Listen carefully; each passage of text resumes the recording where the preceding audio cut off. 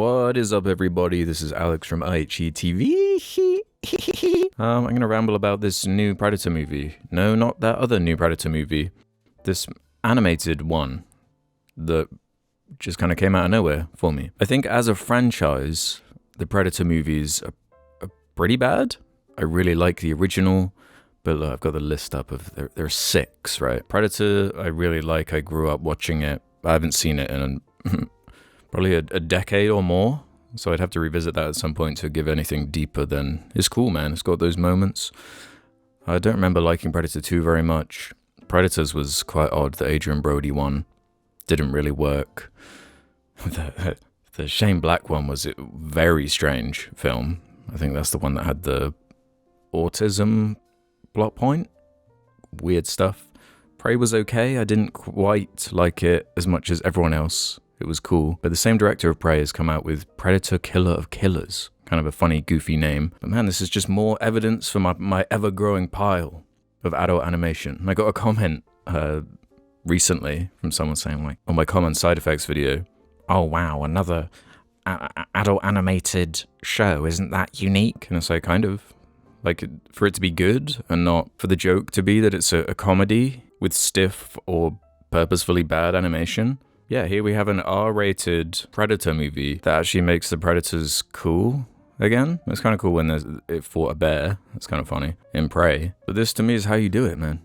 Like, it's just non-stop action, knows what it is, knows, like, what to do with the goofiness of it. Like, it is just an hour and 25 minutes of pure action, basically. It's not really about characters beyond, like, surface-level setups. It just completely indulges in the premise of there are hyper-advanced aliens that are obsessed with hunting, and they see something in humanity and think it's fun to make game out of them. And having an anthology story separated by hundreds of years, the first one being Norse, the second being 1600s Japan, and the last being World War II, and then the last chunk of the movie being them all coming together in like a coliseum. It's so goofy and over the top, but it is awesome. It's like so cool.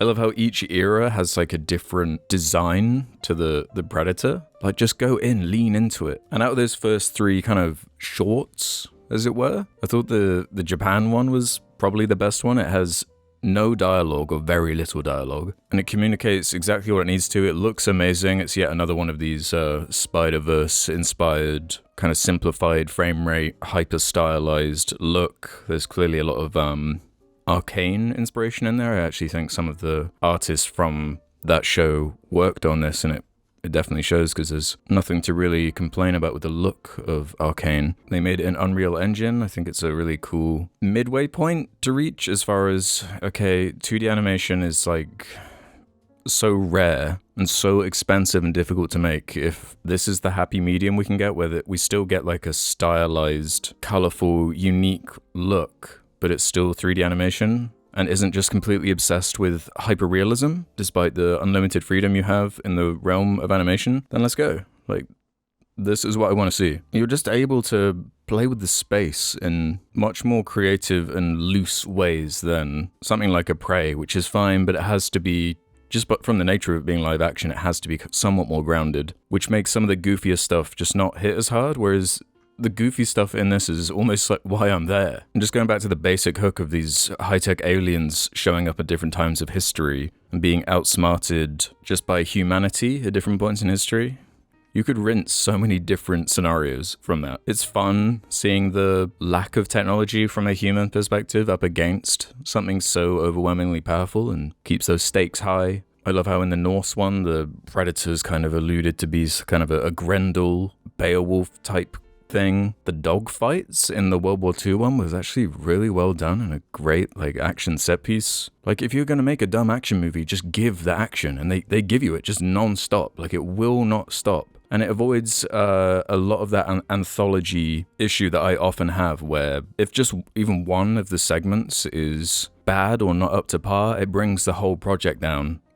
Unlike if it was like an episodic TV show thing, because you can kind of skip over an episode of something instead of having to watch all of it in one go in a film format. But there was something about each one that I really dug.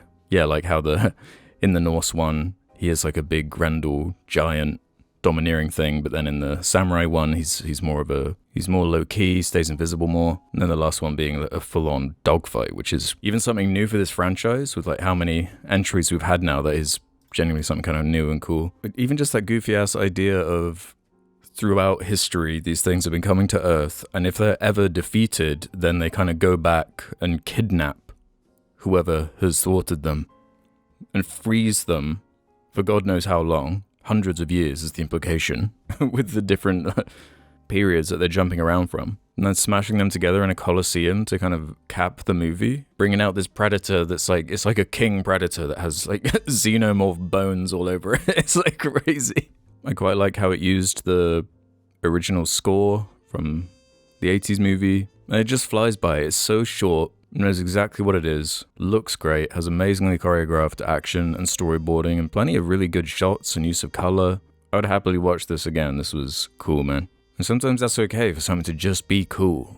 This just feels like rule of cool as a movie. Doesn't give you a chance to breathe. That's what I'm looking for. It's super gory, bloody violent. It feels like the characters are actually in danger and aren't held up as sacred in any way. This is fire. Check it out.